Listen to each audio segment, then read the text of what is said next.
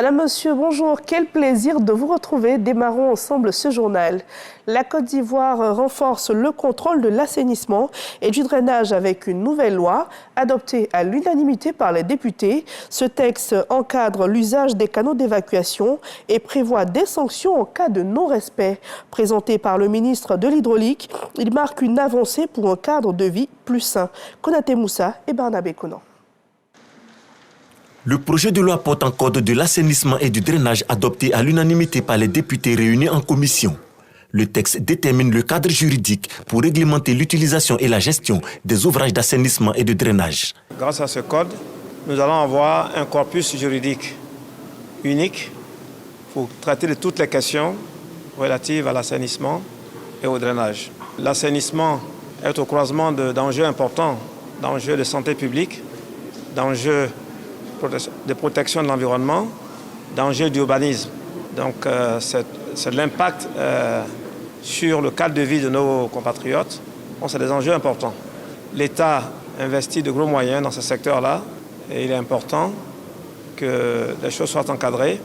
Traitement des eaux usées, usage des canaux d'évacuation d'eau pluviale, installation anarchique sur les ouvrages, sanctions pénales et administratives. Tous ces aspects sont pris en compte dans ce nouveau code. Nous voulons lutter contre les rejets d'eau usée qui ne sont pas traités. Les ouvrages de drainage, l'État en a construit beaucoup et ces ouvrages de drainage sont agressés par les populations. Le projet de loi prévoit également des sanctions administratives et des sanctions pénales. Dans son article 103, le projet de loi stipule que quiconque se rend coupable de branchement frauduleux sur le réseau d'égout public est puni d'un emprisonnement de 2 mois à 2 ans et d'une amende de 200 000 à 2 millions de francs CFA ou de l'une des deux peines. La Côte d'Ivoire souhaite attirer davantage d'investisseurs étrangers et pour réussir cette mission, le ministre des Mines est aux États-Unis. Après Houston, il poursuit ses rencontres à New York et à Washington pour dynamiser les investissements dans les secteurs miniers, pétroliers et énergétiques. Après Houston, où les premières bases d'une coopération renforcée ont été jetées, la délégation ivoirienne, conduite par le ministre Mamadou Sangafoa Coulibaly, a posé ses valises à New York. Objectif, convaincre les investisseurs en quête d'opportunités dans le secteur minier et énergétique ivoirien. Lors d'un déjeuner d'affaires avec des fonds d'investissement, des sociétés minières et des agences de notation, la Côte d'Ivoire a dévoilé ses projets phares, dont la deuxième raffinerie ivoirienne et le projet minier intégré de l'Ouest. Deux initiatives stratégiques qui ont retenu l'attention des investisseurs américains séduits par le potentiel de croissance du pays. Je suis convaincu qu'il y a au moins déjà 2 ou 3 personnes qui sont parties d'ici très rassurées et convaincues que certains des changements vont être positifs pour leur développement et pour les investissements.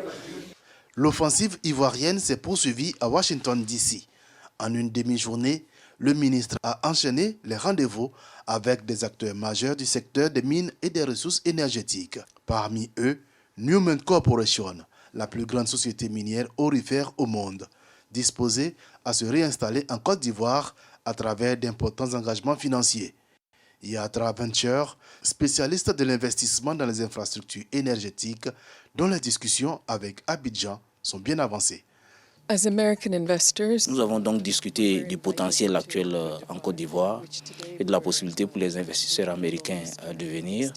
Il s'agira donc pour la partie ivoirienne d'exprimer clairement le besoin en nous invitant. Sun Africa, quant à elle, se positionne pour fournir les solutions énergétiques renouvelables, compétitives. Il est clair qu'il y a un besoin dans le domaine de l'énergie solaire, mais également dans l'amélioration des infrastructures énergétiques, notamment en ce qui concerne les infrastructures de transport. Sans oublier Atlantic Council, qui veut renforcer sa collaboration avec la Côte d'Ivoire. Nous travaillons beaucoup effectivement sur les questions énergétiques, les infrastructures, les minerais stratégiques. C'est un domaine dans lequel le ministre a exprimé sa volonté de diversifier les partenariats de la Côte d'Ivoire, qui a beaucoup de besoins. Une mission qui se poursuit avec les grandes entités publiques d'investissement américaines et qui pourrait bien ouvrir une nouvelle ère de partenariat stratégique entre Abidjan et les États-Unis. C'était un reportage de notre envoyé spécial à Washington, Jean-Luc Bongo. Bonne nouvelle pour les usagers d'Abidjan, le carrefour Akwaba change de visage avec un tout nouvel échangeur prêt à être inauguré ce mercredi même par le vice-président de la République, Tiemoko Mélié-Koné. Fini les bouchons interminables, ce ouvrage vient pour fluidifier la circulation. Et bien avant, nos reporters Mahama Traoré et Adam Sangaré étaient sur le terrain. De Port-Boué à Grand-Bassam, ou dans le sens contraire, le boulevard Félix Houphouët-Boigny fait subir d'énormes calvaires aux usagers ces dernières semaines. Ces désagréments sont en partie dus aux travaux de construction de l'échangeur du carrefour Akwaba, principal point d'intersection des voies menant à la fois à l'aéroport, au terminal pétrolier du port d'Abidjan, à la voie express reliant Grand-Bassam et au centre-ville d'Abidjan. L'ouvrage a désormais pris forme après plusieurs mois de travaux. En attendant la fin de la phase d'embellissement, l'édifice sera inauguré ce mercredi par le vice-président de la République, Tiemoko Mélié-Koné. Question de soulager les automobilistes. S'ils ont pu ouvrir vraiment, on est sauvé pour totalement. Le pont ici, ça apporte au moins beaucoup à la circulation ici concernant ceux qui voyagent. Avec cette merveille-là, je crois qu'on ira encore plus loin. Parce que vraiment, voilà, à Bassam ou bien soit à Sini, ça sera encore plus intéressant. Pour ceux qui s'en inquiétaient, la statue du carrefour Akwaba n'a pas disparu. Mieux, elle s'apprête à refaire surface et apparaîtra dans un décor paysager en cours d'aménagement. Il a été conçu pour sublimer les passants à cette porte d'entrée de la capitale économique ivoirienne.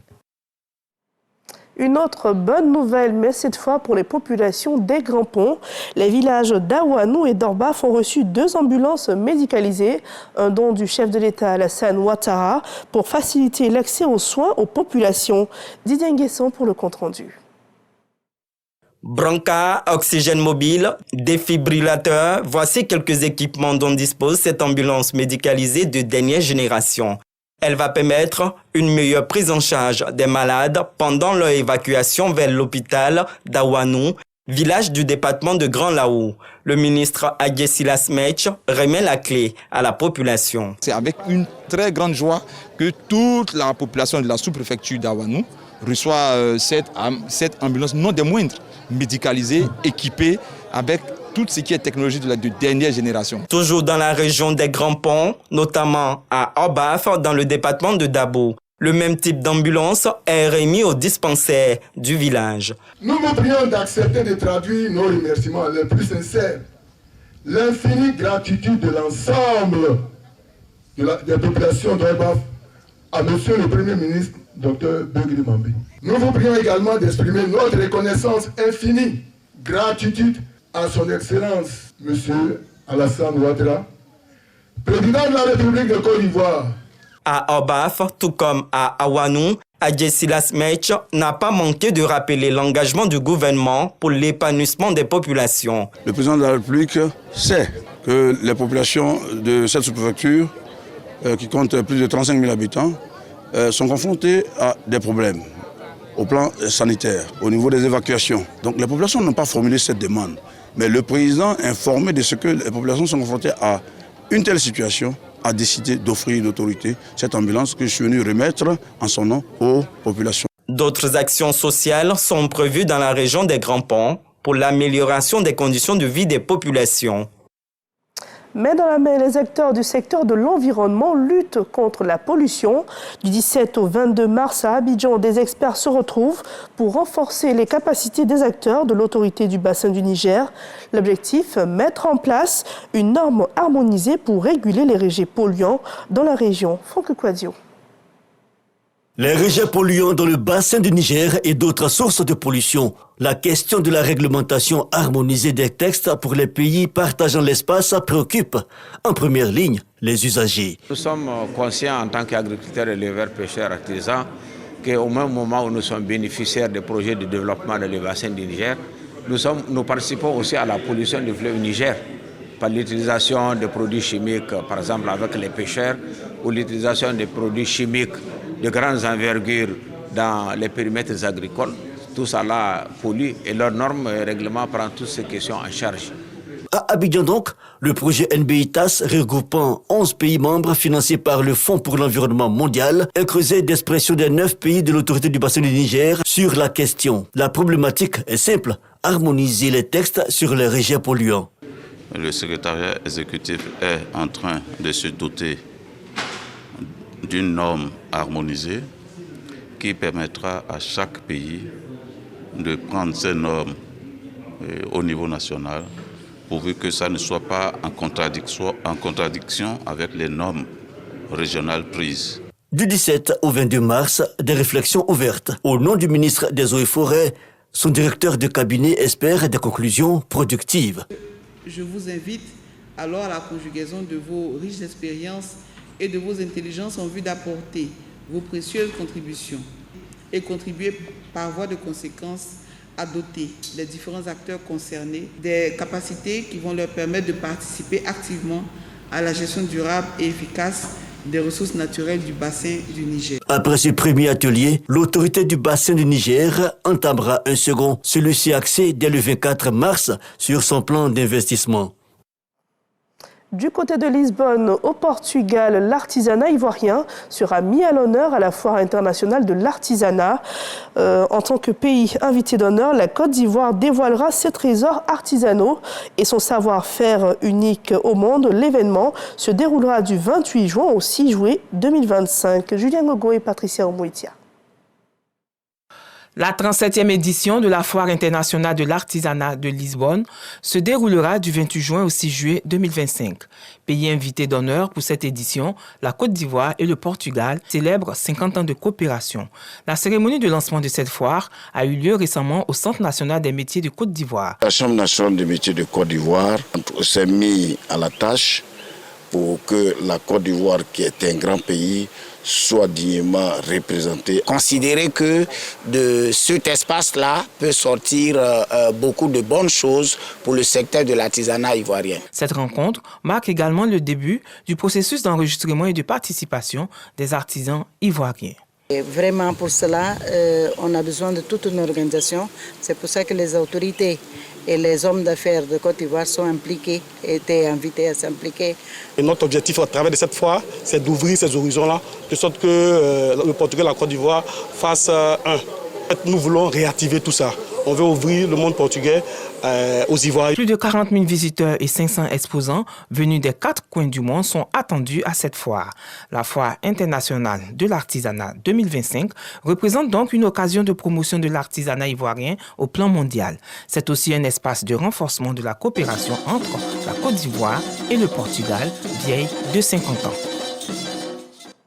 Sur le continent africain, le Mali a annoncé son retrait de l'Organisation internationale de la francophonie. Bamako dénonce des actions incompatibles avec sa souveraineté. Cette décision suit celle du Burkina Faso et du Niger. Du côté du Nigeria, le président Bola Ahmed Tinubu a déclaré l'état d'urgence dans l'état de Rivers. Il est secoué par une crise politique opposant le gouverneur à son prédécesseur. Le président nigérien a suspendu le gouverneur, son adjoint et les élus locaux pour 6 mois. Un administrateur militaire a été nommé pour gérer la région en attendant une issue politique. Et c'est ainsi qu'on referme ce journal. Merci à tous de nous avoir suivis.